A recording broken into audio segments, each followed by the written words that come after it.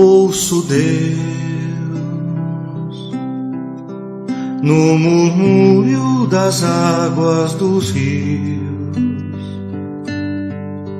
Ouço Deus no furor dos ciclones bravios.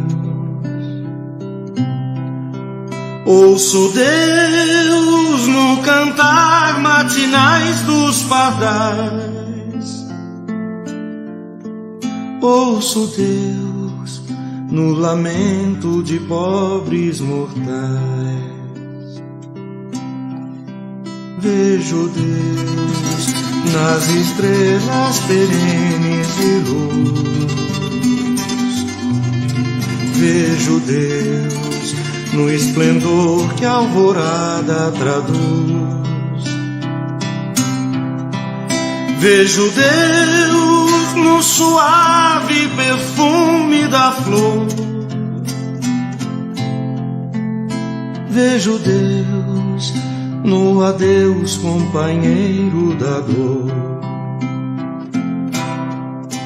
Sinto Deus na saudade que evoca a lembrança. Sinto Deus no morrer de febris esperanças. Sinto Deus na tristeza de ver-te partir. Sinto Deus na tua volta, irmão, a sorrir. Ouço Deus no murmúrio das águas dos rios. Vejo Deus no furor de ciclones bravios. Sinto Deus no cantar matinais dos pardais.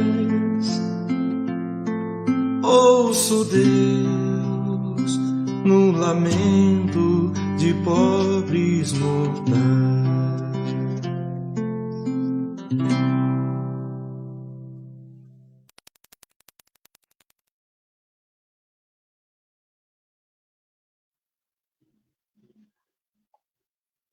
Muito boa noite a todos, tudo bem com vocês?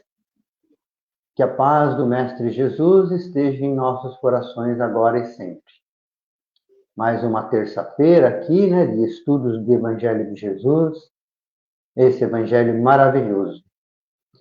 Para aqueles que ainda não me conhecem, meu nome é Paulo, eu sou trabalhador voluntário da Fraternidade Espírita Paulo de Tarso de Mauá. É uma grande alegria estar aqui com vocês nesse momento, dividindo esse momento mágico, esse momento de estudos do Evangelho de Jesus. Então, diante dessa responsabilidade, eu rogo a Deus, rogo a Jesus que me faça instrumento desse trabalho, que as minhas palavras possam estar levando a todos o entendimento e o conforto. E que o Evangelho de hoje possa despertar em nós a caridade, que é exatamente o caminho que Jesus propôs, tá certo? Então, nesse momento, eu convido a todos a fecharem os olhos suavemente, sentir já a energia em nossos lares, sentindo a presença do nosso anjo guardião, esse amigo tão querido, que sempre está conosco, que nunca nos abandona. Agradecer a toda a espiritualidade amiga, aos médicos do espaço, que já se colocam ao lado de cada um de nós, já derramando o remédio que nós tanto necessitamos. Vamos agradecendo a Maria, Mãe de Jesus, agradecer pela sua presença maravilhosa, por esse manto sagrado, esse manto fluídico que derrama sobre nós nesse momento, nos trazendo paz e tranquilidade. E assim vamos agradecendo ao nosso Mestre Jesus. Obrigado, irmão querido, pelo teu Evangelho bendito e redentor, esse Evangelho que tanto nos ensina, que tanto nos conforta. Agradecer por todos os seus ensinamentos, agradecer pela sua presença em nosso lar. O nosso muito obrigado. Jesus, então, com um olhar meigo, nos estende a mão e nos convida a caminhar em direção ao Pai da vida. E diante dessa luz imensa, nós, espiritualmente de joelhos, vamos agradecendo. Pai, obrigado. Obrigado, Senhor, pelo nosso despertar no dia de hoje. Obrigado, Pai, pelas refeições que fizemos. E obrigado, Senhor, pela oportunidade bendita do trabalho. E obrigado, Senhor, pela oportunidade de estarmos aqui, reencarnado mais uma vez. Assim, agradecidos que somos, queremos louvá-lo com a prece que Jesus nos ensinou. Pai nosso que estais no céu, santificado seja o vosso nome. Venha a nós o vosso reino e seja feita, Pai, a tua vontade, assim na terra como no céu.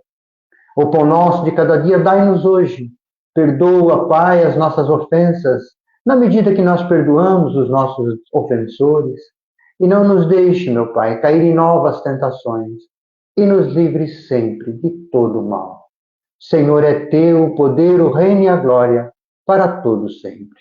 Louvado seja nosso Senhor Jesus Cristo. Graças a Deus. Graças a Jesus. Que assim seja. Muito obrigado. Muito bem. Então, assim, mais tranquilos, mais harmonizados, né? Nós vamos, então, dar início ao Evangelho dessa noite. Quero agradecer a presença de todos, sejam todos muito bem-vindos. No Evangelho dessa noite, nós vamos refletir um pouquinho sobre o egoísmo. Esse item está inserido no capítulo 11 do Evangelho segundo o Espiritismo, que tem como título, né, Amai ao próximo como a ti mesmo. E o egoísmo, ele está no item 11 e 12 desse capítulo, tá bom? Quem está anotando, né, a gente pode buscar lá no Novo Testamento essa passagem, está grafada lá em Mateus, no capítulo 22, versículos 34 a 40, tá bom? Muito bem. Eu vou começar com uma perguntinha. O que é o egoísmo? O egoísmo é o amor próprio. Amor próprio excessivo e descontrolado, que leva-se o indivíduo a olhar unicamente para dentro dele mesmo. E percebem que eu disse que é o amor próprio excessivo e descontrolado, tá? Porque nós precisamos do amor próprio, nós necessitamos do amor próprio. E ele é necessário para que nós possamos amar o outro, amar o nosso próximo. Jesus disse assim: amar ao próximo como a ti mesmo. Então, primeiro nós temos que aprender a nos amar. Quando nós conseguimos nos amar, nós conseguimos amar o nosso próximo. Quando a gente entra no avião, a gente recebe uma mensagem. Recebe o seguinte aviso: em caso de despressurização, máscaras cairão. Coloque primeiro em você. Então eu tenho que primeiro me amar. Eu tenho que estar assim estruturado para que eu possa ajudar o meu próximo. Tá certo? O auto-amor não é sair por aí, gente, comprando sapato, bolsa, perfumes, ou carro, ou seja lá o que for. Não é nada disso. O auto-amor, ele vai muito mais além. Nós temos que estar assim, espiritualmente bem. Temos que estar com um relacionamento estreito com o Criador, através da oração. Temos que estar serenos, tranquilos e harmonizados. Jamais, gente, nós vamos conseguir amar o outro numa crise de nervosismo. Jamais. Em crise de baixa estima, não conseguiremos. Todos nós sabemos que a maior parte das misérias da vida tem origem no egoísmo dos homens. Uma vez que cada um pensa em si, antes de pensar no outro, e cogita antes de tudo de satisfazer os seus desejos. Esse é o egoísmo. Cada um, naturalmente, né, cuida de proporcionar a si, né, mesmo essa satisfação. E ele faz isso a todo custo. Ele sacrifica sem escrúpulo nenhum os interesses alheios. Allan Kardec, lá no Livro dos Espíritos, na questão 913, ele pergunta à espiritualidade bendita: dentre os vícios, qual se pode considerar o radical? E os mensageiros de Jesus respondem: temos dito muitas vezes o egoísmo. Daí deriva todo o mal. O egoísmo, ele se origina do orgulho. E é também, gente, a negação da caridade. Caridade essa que Jesus tanto pregou, onde ele pedia benevolência para com todos, ou seja, amai-vos uns aos outros. Podemos então, minha gente, considerar o egoísmo como a maior chaga que a humanidade já conheceu. Nós podemos defini-la como um monstro devorador de inteligência, como a lepra que invade os corações e os endurece. E quando foi que surgiu esse mal dentro de nós? O egoísmo no ser humano, quando foi que surgiu? Será que nós já nascemos egoístas ou nascemos maus? Será que é isso? Não, gente. De maneira alguma. Deus, quando Ele nos criou, Ele colocou a semente divina dentro de nós. Ele colocou o seu gene, que é o gene de bondade. Mas essa chaga surgiu em nós quando nós vivíamos as primeiras encarnações, ainda lá nos mundos primitivos. E nesses mundos, minha gente, prevalece o instinto. O raciocínio nesses mundos é hiperlimitado. Nesse mundo em que o animalismo estava muito presente em nós ainda. Porque nesses mundos nós não tínhamos noção do que é justo, do que é injusto. Prevalecia então o egoísmo. Que naqueles mundos essa chaga era necessária para nossa sobrevivência. Nós precisávamos dela. Tudo ali, gente, era conquistado pela força bruta. Por quê? Porque era a única lei que se conhecia. Não se conhecia outra lei. A existência nesses mundos, ela é toda material. A vida moral é quase nula. E é justamente nesses mundos é que desenvolvemos o orgulho e o egoísmo em nós. Não porque nós éramos maus, não é nada disso. Mas era porque era necessário em prol da nossa sobrevivência. Vale assim lembrar que o homem, na sua origem, ele possuía apenas o instinto. Mas à medida que a vida moral começa a se desenvolver, que nós passamos a ter sentimentos, né, vai diminuindo aos poucos em nós a influência da matéria. No mundo em que vivemos hoje, gente, nós não precisamos mais do egoísmo. Pois ele, gente, impede o progresso intelectual e moral. Inclusive, gente, do nosso planeta. E impede também o desenvolvimento dos sentimentos nobres em nós. Sentimentos esses, meus irmãos e minhas irmãs, que com certeza acabaria com a miséria do mundo. A base do egoísmo, gente, está justamente no apego à matéria. Por isso é que Jesus dizia: não acumuleis tesouro na terra, mas ajuntais para vós o tesouro no céu. Eu vou voltar lá no Livro dos Espíritos, na questão 914, aonde Kardec ele pergunta assim: estando o egoísmo fundado no interesse pessoal, parece difícil extirpá-los inteiramente do coração do homem. Chegaremos a isso um dia? Perguntou Kardec. E o Espírito Verdade, ele responde: à medida que o homem se esclarece sobre as coisas espirituais, darão menos valor às coisas materiais. E lá no capítulo 6 do Evangelho segundo o Espiritismo, que é o Cristo Consolador, a doutrina dos Espíritos vem, através do Espírito Verdade, ali, nos trazer dois grandes ensinamentos. O primeiro, o Espírito Verdade, ele relembra o ensinamento de Jesus, aonde Jesus disse assim: amai-vos.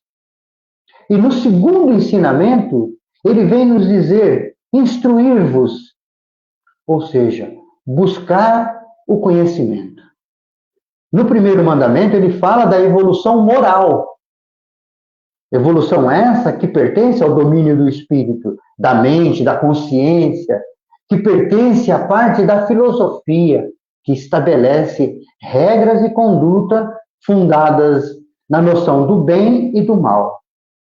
No segundo ensinamento, ele nos fala da evolução intelectual. Evolução essa que está relativa à inteligência, que será dada assim com o avanço da ciência e da tecnologia e diz respeito ao progresso material, que é extremamente necessário. Então, esses ensinamentos vêm nos revelar a importância da evolução desses dois tipos de evolução, que é a evolução moral e a evolução intelectual, e que nós precisamos desenvolvê-las simultaneamente. Porque não adianta nada eu ser um ser totalmente intelectual se eu não tenho moral para aplicar os meus conhecimentos. Então, gente, o conhecimento, ele é uma dádiva divina, porque ele retira o véu da ignorância e nos mostra a necessidade da nossa mudança, da nossa transformação. O apóstolo Paulo, ele nos fala que nós somos o templo de Deus, que nós somos centelhas divinas. Portanto, nós temos dentro de nós a semente da bondade. E queiramos nós, gente, ou não, teremos um dia que ser bom. Isso é lei, lei da evolução. E como nós sabemos, Jesus é o exemplo de modelo que possui a evolução moral e a evolução intelectual. E ele nos aconselha assim: entrai-vos pela porta estreita, pois esta é a porta da salvação. Mas ele também nos traz um alerta. E ele fala que poucos por ela entrarão. Será que por que Jesus disse isso? Porque ele sabia, gente, sabia e sabe da nossa pequenez espiritual. Ele sabia e sabe que impera dentro de cada um de nós ainda o orgulho, o egoísmo, a inveja, a ganância e muitos outros defeitos. Então ele pede para entrar pela porta estreita. Mas entrar pela porta estreita, gente, é muito difícil, porque requer esforço, requer sacrifícios, requer mudanças dentro de cada um de nós, requer transformações interiores. E nós, gente, infelizmente, ainda não estamos dispostos a isso. Então preferimos as portas largas, onde as coisas aparentemente parecem ser mais fáceis. Mas não é assim, não é tão fácil assim. Primeiro, quando entramos pela porta larga, podemos até sentir o sabor, o gozo, mas é por muito pouco tempo, porque é temporário. Já o prazer que nós sentiremos ao entrar pela porta estreita é duradouro. Tá certo? O Espiritismo, que é o cristianismo redivivo, ele vem nos ensinar que é necessário vivenciar o Evangelho de Jesus. Vivenciar o Evangelho de Jesus, o que é? É colocá-lo em prática no dia a dia, todos os dias. E colocar esse Evangelho em prática, gente, não é tão simples assim. Precisa de muito esforço, precisa de muita perseverança. Então é preciso fazer algumas mudanças, é preciso fazer algumas transformações dentro de nós, que nós chamamos de reforma interior ou reforma íntima. Voltando no Livro dos Espíritos, lá na questão 917, Kardec ele pergunta aos benfeitores espirituais: qual é o meio de destruir-se o egoísmo? E os benfeitores respondem: entre todas as imperfeições, o egoísmo é a mais difícil de se desenraizar-se, porque deriva da influência da matéria.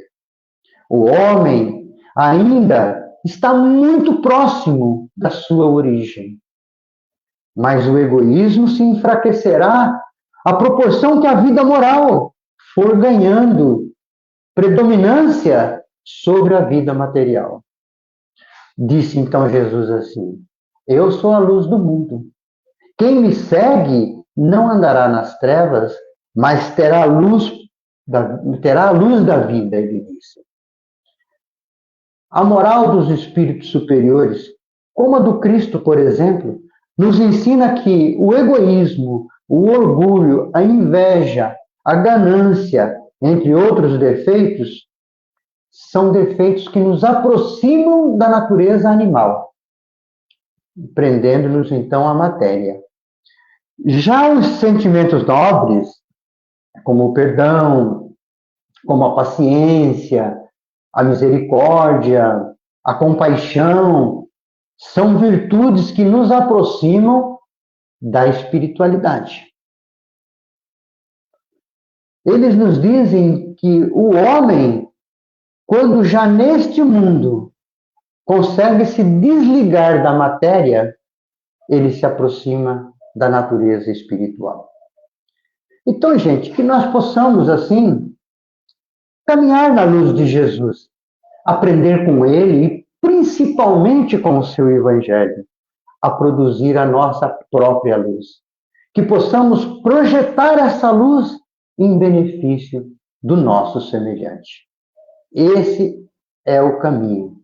É trabalhar todos os dias esse egoísmo que a gente ainda traz dentro de nós, mas que com certeza nós o venceremos. Jesus disse: no mundo tereis aflições, mas tenhais bom ânimo, eu venci o mundo, disse ele. E nós também poderemos vencer todos esses males que nós trazemos enraizados dentro de nós. Porque o homem foi criado para a evolução. Ele foi criado para a perfeição. Não se esqueçam disso.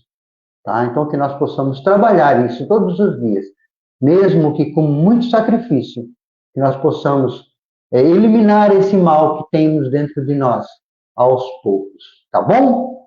Então, vamos assim mais uma vez, fechando os nossos olhos, agradecer a Deus, nosso Pai Todo-Poderoso, agradecer a Jesus, o nosso Mestre amado, agradecer por essa luz que Ele derrama sobre nós, essa luz que é uma luz que cura, e ela nesse instante passa pelo nosso corpo, feito assim um scanner, reestruturando todas as células do nosso corpo, deixando o nosso corpo totalmente curado. Nós te rogamos, Pai, que essa luz bendita possa chegar à mente dos dirigentes de nações, principalmente dos países que se encontram em guerra, em aflição, que essa luz possa despertar a paz no coração desses dirigentes. Nós te rogamos, Pai, que essa tua luz possa chegar àqueles que perambulam pelas ruas sem um teto para morar, que essa tua luz possa saciar a fome, possa clarear os caminhos, possa ser o bálsamo para aliviar as dores. Querido Pai amado, Nós te pedimos que essa luz possa chegar nas penitenciárias e que lá possa tocar cada coração, para que essas pessoas possam sair dali um ser melhor. Permita, Pai, que essa tua luz bendita possa chegar nos hospitais e em cada leito de dor. Que essa tua luz possa alcançar os asilos, os orfanatos, os manicômios. Permita, Pai, que essa luz chegue na casa dos nossos familiares e que ali possa tocar cada coraçãozinho, despertando ali a paz, o amor, o perdão e a compreensão. E que um pouco dessa luz, Pai, fique conosco, para que sejamos fortes, corajosos e perseverantes na nossa transformação interior. Querido Pai amado, nós te pedimos que essa luz possa ficar também na casa Paulo de Tarso, onde ela possa ser vista ao longe como um farol, representando ali, Pai, um pronto socorro espiritual. Obrigado, Senhor, e obrigado a Jesus. Louvado seja nosso Senhor Jesus Cristo. Que assim seja. Muito obrigado a todos. Quero deixar o meu abraço para todos. Muito obrigado a todos que estão nos assistindo e obrigado também àqueles que vierem a nos assistir mais tarde. Um beijo no coração de cada um. Desejo a todos uma semana maravilhosa. Que a paz do nosso Mestre Jesus possa permanecer em nossos corações. Uma boa noite a todos e até o próximo Evangelho. Muito obrigado.